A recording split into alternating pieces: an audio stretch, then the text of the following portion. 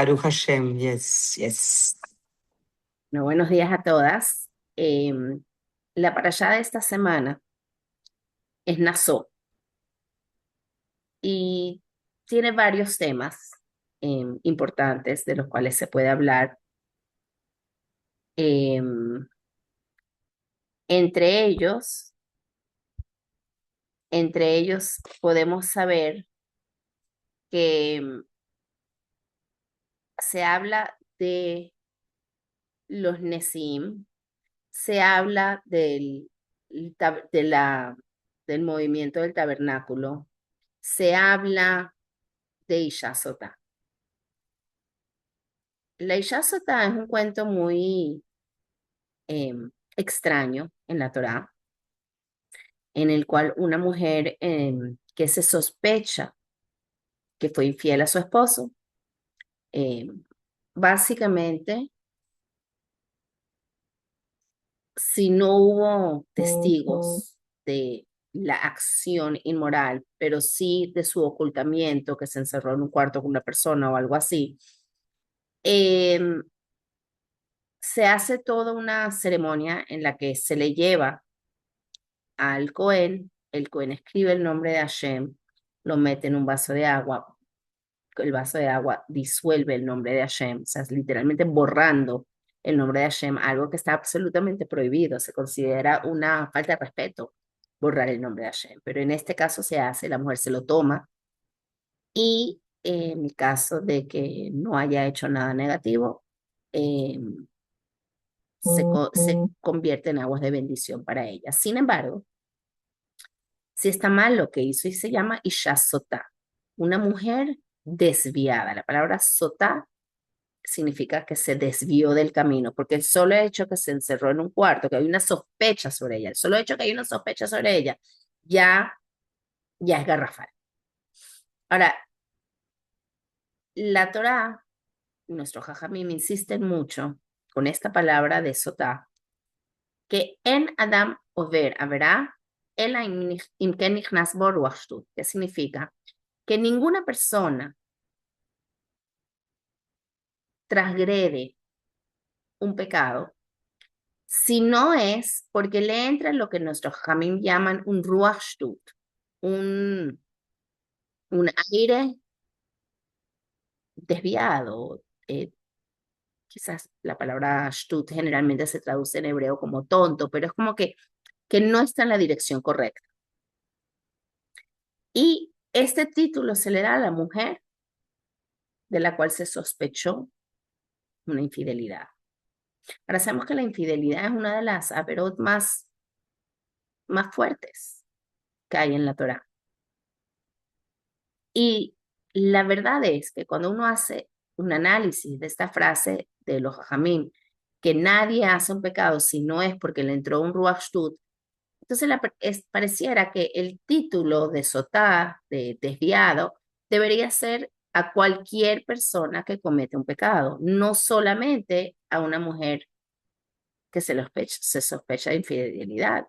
Alguien que comió algo que no es kasher es porque se desvió. Alguien que, no sé, robó es porque se desvió. Alguien que no comió jalab Israel es porque se desvió. O sea, ¿por qué nos lleva al extremo más importante o más fuerte para hablarnos de este tema de Ruach Shtut? Porque da como ejemplo esta transgresión que es tan garrafal. Y hay que entender que según la óptica judía, cada yehudí quiere hacer lo correcto. Todos queremos conectarnos con Hashem, tener una buena relación con Hashem. Nuestra Neshama está dentro de nosotros y se quiere conectar con Hashem. Todos queremos hacer lo correcto.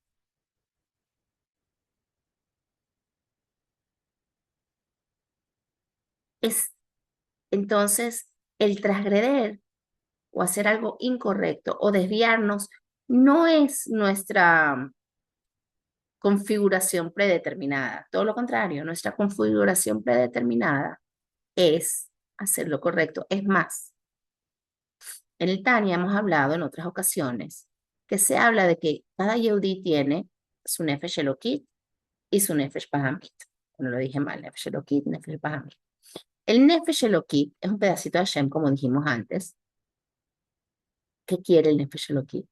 ¿Cuál es su configuración predeterminada? Conectarse con Hashem. Ahora, el Nefesh Bahamit es un poquito diferente, porque el Nefesh Bahamit sí ya tiene no solo divinidad, sino también tiene Klipat Noga, tiene una conexión con Klipat Noga, que como sabemos, ya la Klipat Noga es de alguna manera un obstáculo, una separación, una división del Elokut. Pero cuando hablamos de un pecado, cuando hablamos de una transgresión, cuando hablamos de una separación definitiva de Hashem, aunque sean algo chiquito, ya no estamos hablando ni de Nefesh Elokit, ni de divinidad, ni de Kedushá, ni tampoco estamos hablando de Klipat Noga, ya estamos hablando de Gimel Klipot Meot, ya estamos hablando del contrario, del otro lado de la Kedushá, de lo que son las tres cáscaras, las tres Klipot que son lo que no nos permiten ver la divinidad, lo que obstaculizan, lo que nos separan, lo que nos dividen. Entonces la pregunta es, si el Yehudí no tiene contacto con Shalosh Klipot Meot, porque lo que tiene es Kedushá y Klipat Noga, ¿cómo caemos en eso? ¿Cómo llegamos a eso? ¿De dónde viene que un Yehudí caiga en la Gimel Klipot Meot y haga cosas desviadas?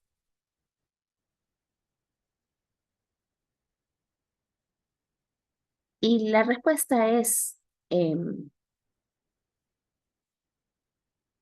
compleja y sencilla a la vez. Cuando le damos fuerza a la parte de clipá dentro de clipar noga, ¿qué estamos haciendo?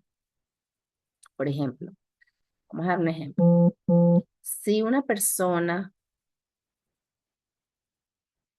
tiene la oportunidad de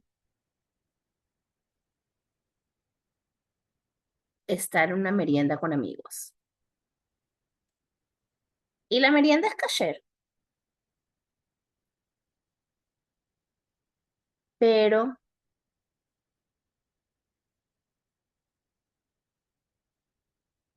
la persona en su aproximación a la comida está aproximándose no con Nefesh Elokit, no donde vamos a utilizar esta merienda como una oportunidad de decir un Dvar Torah, de que algo positivo salga de aquí, sino que empiezan a chismear la Shonará y empiezan a utilizar ese tiempo y a comer esa comida que está ahí presente con gula, sin brajá. Entonces, toda esa comida que era kasher y todo ese tiempo y todo ese momento que podía haber sido algo que se lavaba a Kedushá, se terminó bajando a Gimel Klipot Meot. Entonces, eso es un ejemplo de un momento, un espacio, una cosa cuya envoltura, por decirlo de alguna manera, era Klipat Noga y pudo haberse elevado, y en vez se eh, jaló para la Shalosh Klipot Meot, y eso es algo que hacemos mucho en nuestro día a día. Entonces el celular lo puedes usar para escuchar un shiur, para llamar a tu amiga, a alguien que necesita una llamada, o puedes, tú sabes, no tengo que explicar mucho lo que también podemos hacer con nuestros celulares. Entonces, los bajamos aquí en el Clipot Note y mientras más bajamos nuestra Clipat Noga y nuestro espacio Clipat Noga y nuestro tiempo y nuestros sentimientos y nuestros pensamientos que pudiesen haber sido de Clipat Noga elevados a Kedusha y en vez los jalamos a Clipat, a la Shalosh Clipot Meot, Entonces más nos vamos conectando con eso y podemos llegar a los desvíos completos, a donde ya llegamos a hacer cosas que no es que pudieron haber sido buenas y las bajamos, sino que lo volvemos absolutamente conexión con lo incorrecto. Pero hay que saber a todas estas que no es nuestra configuración determinada, que nosotros como Yehudí siempre podemos volver a nuestra esencia, siempre podemos saber que siempre podemos volver a quienes de verdad somos. ¿Y quienes de verdad somos? Nefesh Elokit. Incluso nuestro Nefesh Abahamit es solo Klipat Noga. Y siempre podemos volver a nuestra conexión con Hashem. Y quizás por eso es una de las razones que el ejemplo que se utiliza para que explicarnos este concepto de que cuando erramos, que cuando nos desviamos, es un Ruach Shtut, utilizan el ejemplo de una Isha Sotá. ¿Por qué? Porque ¿cuál es el concepto de la Isha Sotá? El concepto de la Isha Sotá es que es una mujer casada. Este concepto no aplica a alguien que no está casada, aunque sí hay una opinión, pero bueno, no aplica a una mujer soltera, no aplica a una mujer divorciada, no aplica a una mujer viuda, aplica a una mujer casada, porque nosotros somos, por decirlo de alguna manera, venimos de Shavuot, donde acabamos de casarnos con Hashem. Acabamos de casarnos con Hashem, porque el Shavuot es la jupá entre Hashem y Am Israel, donde somos la novia, somos la esposa. Inmediatamente después la Torah nos enseña la mitzvah de Sotá para decirnos, no matter what, no importa lo que hagas o dónde caigas, sigues casada con Hashem. Eso no se rompe. Puede haber sospechas que te estás equivocando, puede ser que te estás desviando, puede ser que no estás comportándote, pero sigues en una relación verdadera, que es una relación fuerte, que es una relación importante. Pasando de tema, pero van a ver la conexión, tenemos que Hashem manda a contar a la familia de Leví. Leví tiene tres hijos, Gershon, Kehat y Merari, además de su hija Yochebed. Sabemos que Yochebed es la mamá de Miriam, Moshe, Aarón, y eventualmente Aarón va a ser el padre de los Kohanim. Pero esta familia de Leví se designa a ser los que están dedicados al Mishkan y a todo el servicio de apoyo a los Kohanim. Ahora, en Bamidbar se contó todo a Israel. Se hizo el censo, por decirlo de alguna manera. Pero al final de Midbar y el comienzo de Nassau, nos habla del censo de los Leví y de su introducción, o más bien dicho, inducción en el servicio del Bet HaMikdash. Ahora, estas tres familias tenían misiones o labores o no sé cómo se dice, trabajos muy específicos. Los de Kehat, que son los mayores, el primogénito, ellos cargaban los artefactos más sagrados del Bet HaMikdash.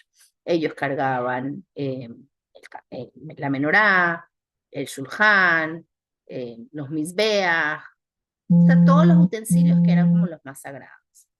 Los Gershon, que era la segunda familia, cargaban todo lo que eran las tapas, las cortinas del Mishkan. Y Merari era el responsable de todo lo que era la estructura, ¿ok? La estructura como tal, los pilares, las, todo lo que era más la construcción como tal de la estructura del edificio mismo, de la edificación. Lo interesante es que nos, cuando nos dice para contarlos, utiliza palabras diferentes. Un momento, disculpen un segundo. Kelvin, estoy en una clase, ¿me das unos 15 minutos? 20 minutos, porfa. Perdón. El pasuk dice así, dice, con respecto a Gershon, dice, perdón, con respecto a Kehat, que es el mayor, dice, Naso et Rosh Bene Kehat, cuenta, la palabra Naso significa cuenta, pero cuenta, la palabra Naso viene de la palabra elevación, o sea, eleva et Rosh Bene Kehat, la cabeza de cada miembro de Kehat, Mitoch Bene Levi, dentro de los hijos de Levi, le Mishpejotam, según sus familias, le Betabotam, de acuerdo a la casa de su padre. El segundo lo dice un poquito diferente. Dice, Naso et Rosh Bene Gershon. También dice, eleva la cabeza de los hijos de Gershon. Gamhem, también ellos, le Betabotam, según la casa de sus padres, le Mishpejotam, a sus familias. Entonces, utiliza la misma expresión, solo que le agrega un gamhem a ellos también, como si fuera secundario, y invierte. El primero dice primero le mishpejotam y después le betabotam, y en el segundo dice le betabotam y después le mishpejotam. Y cuando llega Merari, cambio total. Benei Merari le mishpejotam, le betabotam y kod otam. Benei Merari a sus familias, a la casa de sus padres, a ellos los contarás, pero no dice la palabra naso, dice tifkod. Tifkod es como que los contarás, pero también significa como que les exigirás o les darás una orden, una misión. Entonces tenemos tres cuentas que se está pidiendo la misma acción que Moshe tiene que hacer, pero de tres maneras diferentes. Entonces hay que tratar de entender por qué las primeras dos familias se elevan y la tercera no. ¿Por qué el cambio de orden? Y hay muchas explicaciones. Hoy me quiero enfocar en una que me parece que tiene mucho que ver con lo que empezamos a hablar, de que no importa qué tan lejos pareciera que estemos, siempre estamos casados. Y hay que ver esa conexión infinita, profunda que tiene Am Israel con Hashem. Y el Hatam Sofer lo que explica es que este servicio en el templo y esta misión de Leví se puede entender como aludiendo a tres fases en la historia del pueblo judío. La fase Gershon, la fase Kehot, la fase Gershon y la fase Merari. ¿Qué significa la palabra Kehot? ¿Qué significa la palabra Gershon? ¿Y qué significa la palabra Merari? Ya solo el nombre mismo nos da mucha indicación de tres estados diferentes de Am Israel. Kehat significa reunión, cuando todos estamos juntos, unidos. Gershon, viene la palabra ger, extranjero, expulsado, no en su lugar.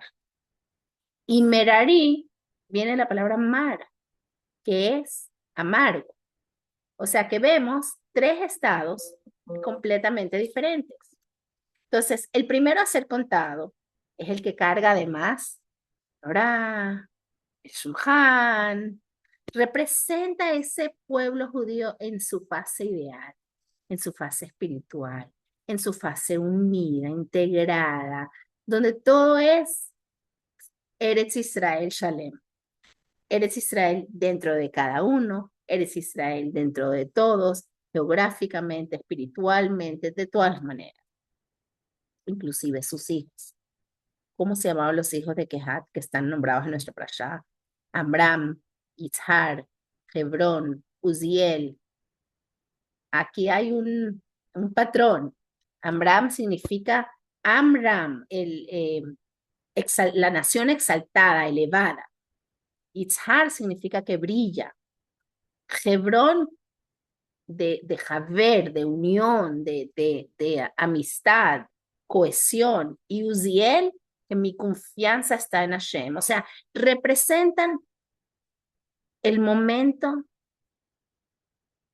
en el que estamos en nuestra mejor conexión con Hashem, donde somos reales embajadores y shluchim de Hashem en este mundo, santificando el mundo, cargando la menorá, trayendo luz al mundo, eh, todo en su momento más alto. Y entonces, cuando nos mandan a contar, nos dicen, Naso, levanta. Este estado es como para seguir levantándolo. Pero después viene la segunda fase. Y la segunda fase en la historia judía, que no solo en la historia judía, también es la segunda fase en cada una de nuestras vidas, y podemos tener varias fases constantemente, es la segunda fase, que es Gershon. Cuando Gershon es la misma raíz que Girushin, imagínense, la palabra que usa el Talmud para el divorcio, cuando estamos separándonos, cuando ya no estamos en nuestra tierra, cuando ya no estamos tan conectados con Hashem, cuando estamos viviendo todos los días la destrucción del Bet HaMikdash, cuando no hay quejot, cuando no hay unión, cuando no hay elevación, cuando no hay brillo, cuando no hay el respeto el uno al otro. Y estamos en un momento donde no sentimos esa conexión con Hashem, pero queda un recuerdo. Queda un recuerdo, entonces todavía cargamos las tapas, o sea, todavía las coberturas, las cortinas, todavía estamos como que mi papá me contó o, ¿sabes? No me siento conectada, pero soy tradicional, estoy cargando algo.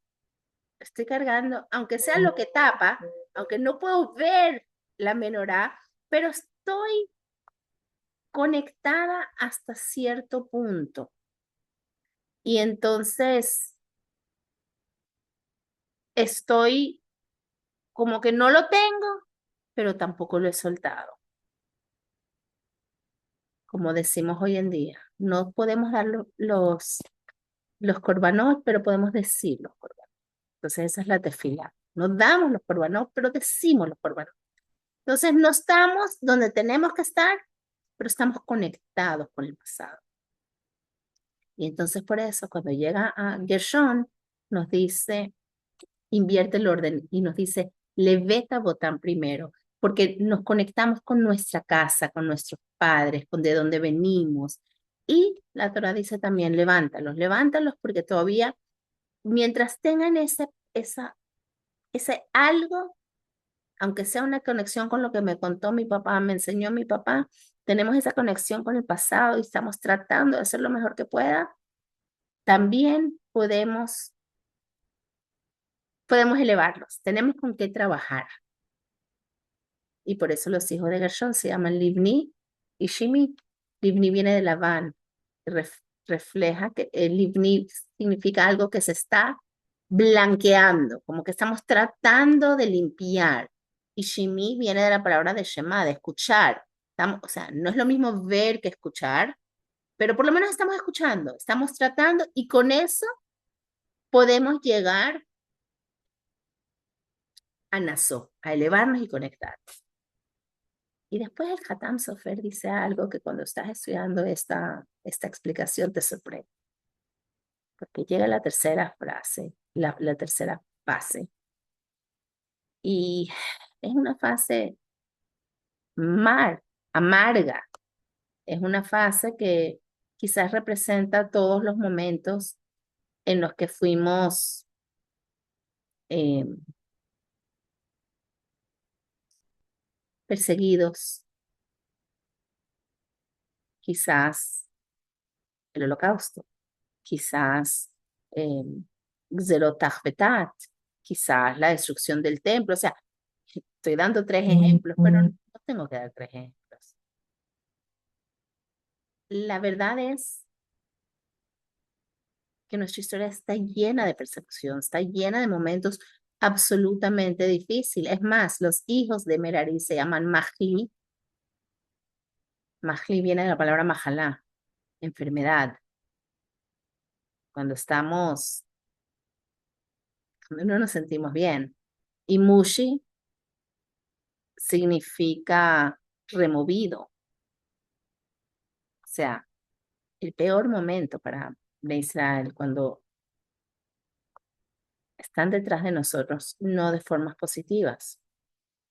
Quizás los capítulos más difíciles de nuestra historia, quizás los capítulos más difíciles de nuestra vida, los momentos de nuestra vida que hemos pasado por momentos, cada uno tiene sus momentos difíciles. Y ahí no hay nazo. El Hatam Sofer preguntó por qué. ¿Cómo va a ser que cuando más lo necesitamos, Hashem no dice nazo?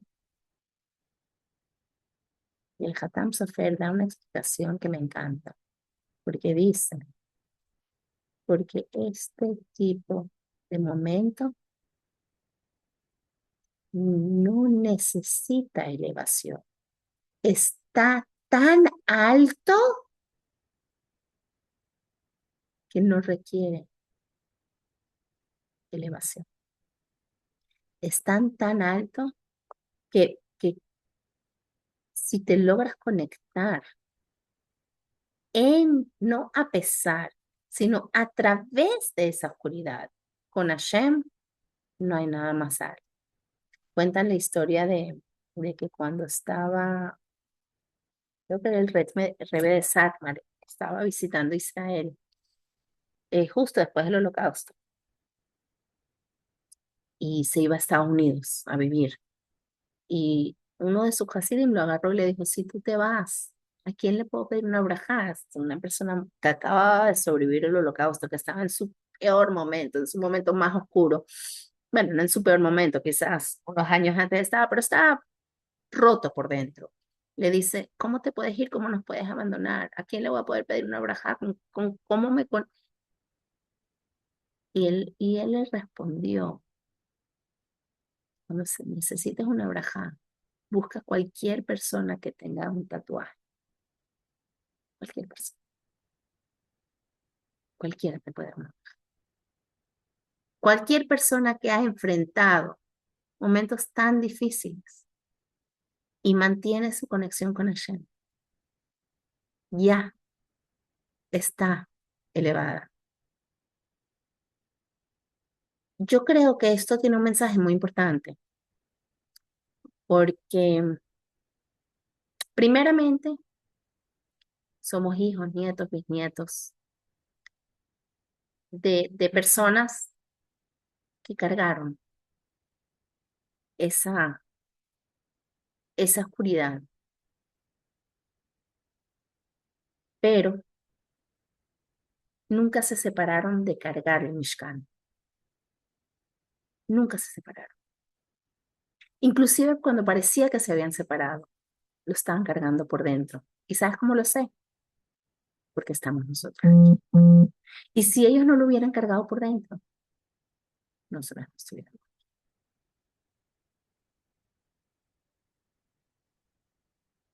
Pero además de eso, hay momentos en nuestras vidas personales que nos sentimos con dudas, con oscuras, rotas, em, débiles. Y uno dice, "Ay, no quiero estar aquí, me gustaba más cuando estaba inspirada, emocionada". Y no, el Hatán Sofer nos está diciendo, mírate, hay un famoso cuento de un Hasid que le dijo a su rebe, no me acuerdo cuál de los rebeim era, le dijo que se sentía muy lejos de Hashem y que, o sea, estaba muy molesto consigo mismo porque se sentía muy lejos de Hashem. Y el rebe le respondió algo así como que Es que exactamente, si te duele que estás lejos, ya estás cerca. O sea, ese dolor, esa sensación, que la expreses, no la expreses, la sientas, no la sientes, pero está ahí. Wow. Hashem dice, ese momento donde dices, concha, estoy confundida, me estoy tan lejos, no estoy donde quiero estar. Eso, esa oscuridad que uno siente, eso, wow, eso es tifkot. Con eso, con eso, sal a hacer tu misión. Con eso, haz lo que tienes que hacer, porque no necesitas elevación. Ya eso te da la fuerza. Así como esos 6 millones que ya no están, pero que sus sobrevivientes vinieron y construyeron el judaísmo que nosotros conocemos. Bueno, junto con el mundo sefardí, obviamente, que también pasó por su momento. Pero,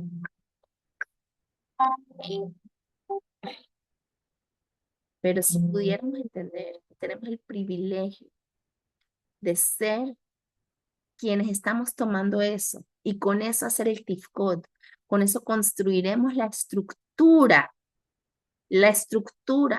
que es el judaísmo, que nos va a llevar a la estructura que es el Bet HaMikdash. Y ahí es donde pueden entrar Gershon y Kehat a hacer todo lo que tienen que hacer. Pero es gracias, no tenemos que tenerle miedo, no tenemos que tenerle, eh, no tenemos que sentirnos mal, ni dejar que nos opaque, ni nos baje, ni nos lleve al lado que no es esa sensación que no estoy donde estoy, sino decir, bueno, precisamente por eso voy a hacer lo que tengo que hacer para estar donde tengo que estar, aunque no lo siento, y solo entonces todo lo demás puede caer en su lugar. Entonces, eso es un poquito lo que vemos en esta parashá de Nazó. Esto es un poquito lo que vemos en el concepto de que podemos llegar mucho, mucho más lejos de lo que creemos que podemos llegar, no a pesar de nuestras circunstancias, sino precisamente por nuestras circunstancias y con nuestras circunstancias.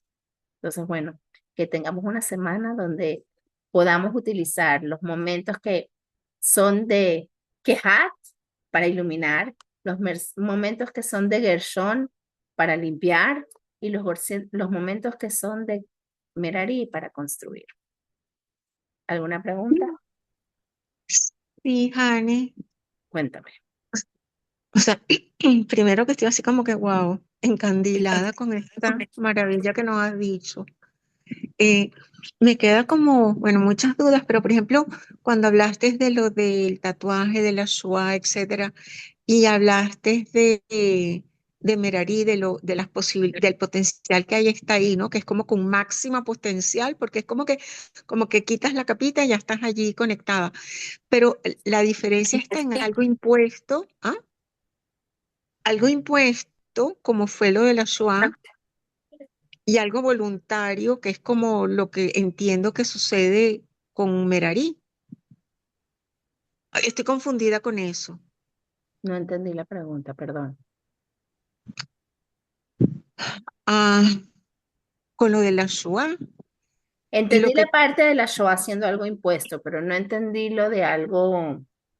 voluntario, o sea, porque en lo de Merari se había impuesto ese alejamiento por algún motivo, esa amargura por algún motivo, o era algo que ya venía con ellos de una manera que era la forma de vivir de ellos. Creo que la Torah nos está diciendo, o sea, ellos no eligieron su nombre, ni eligieron su misión, ni eligieron su task. Eso se les indicó, ¿no? Ok, Yo creo que ok. la Torah nos está diciendo que las circunstancias no te tienen que definir para mal, sino que tienes que aprovechar su máximo potencial, no importa por lo que estés atravesando, Ok, ahora sí. O sea, que sea impuesto, sea voluntario, siempre tienes tu camino. 100%. Ok. Wow, Hani, qué bárbara. Bárbara, yo no, la Torah. Hasidut. Bárbara, que Hashem te eligió para transmitirnos Bueno, este Bárbara, shiur ustedes tan que están maravilloso. aquí, que sigamos recibiendo la Torah, Besimha, Bepnimiut, y que aprovechamos cada oportunidad que Hashem nos da. Que tengan una Amén. semana maravillosa. Un besito. Amén, Gracias, amén, Nihan. bella. Gracias. Gracias Espectacular, por muchas gracias. Mua. Gracias, nos vemos. gracias, Nos Hani. vemos.